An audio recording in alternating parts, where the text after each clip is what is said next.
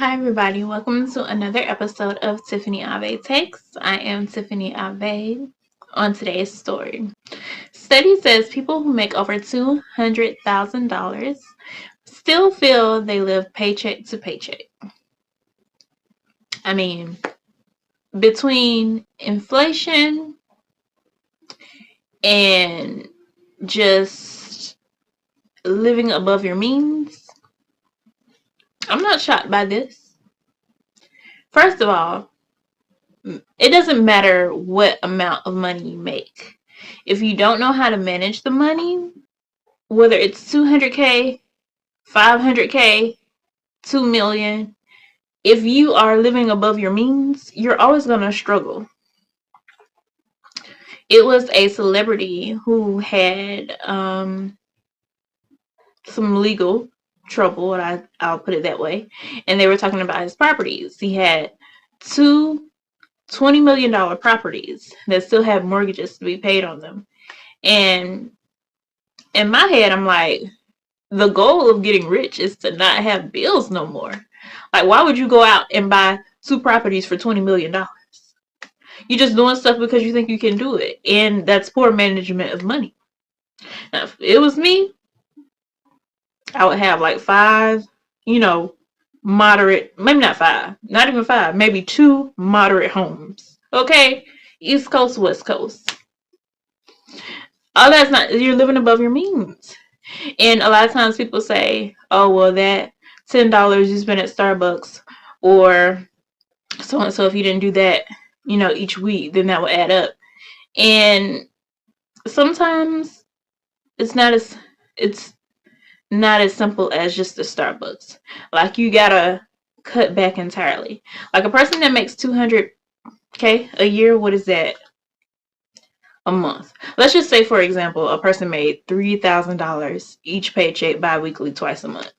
More than likely, that person is going to go out and buy or stay in a $2,500 apartment or $2,000 apartment when they shouldn't do that.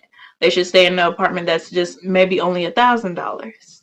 But because they think they have it, they're going to go out and do that. Or to be fit in, or to be a luxury apartment, to be trendy, they're going to go out and do that when you could just live below your means and then you won't be paycheck to paycheck.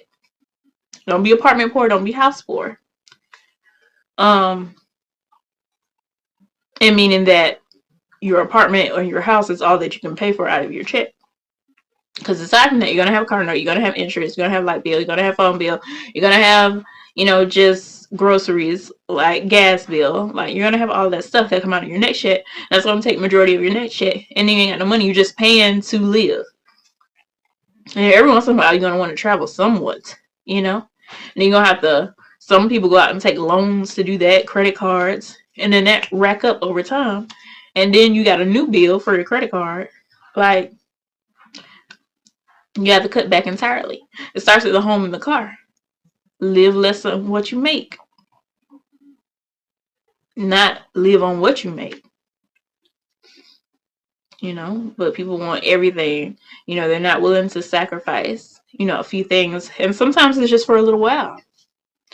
And then you save enough, you make the right investments, you can make a come up, And I'm speaking from experience. I'm not just speaking to, I'm in my 30s. The 20s for me was wild financially.